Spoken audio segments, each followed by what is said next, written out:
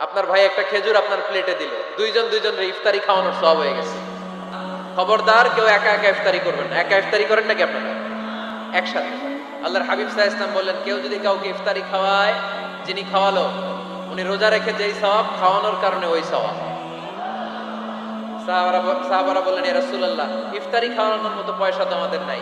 আল্লাহর হাবিব সাল্লাল্লাহু আলাইহি ওয়াসাল্লাম বললেন, ওয়ালাউ বিশারবাতি মা, যদি এক ঢোক পানি দিয়েও ইফতারি খাওয়া তবেও এই সওয়াব পাওয়া যাবে। ওয়ালাউ বিআদকা চিলাবান, এক ঢোক দুধ দিয়ে খাওয়ালো। ওয়ালাউ বিতামরা, একটা খেজুর দিয়ে ইফতারি করালো, এই সওয়াব। সুবহানাল্লাহ পড়ে। সুবহানাল্লাহ কইতে পারলেন না? পারবেন? পারবেন সবাই? একসাথে খাবেন না আলাদা?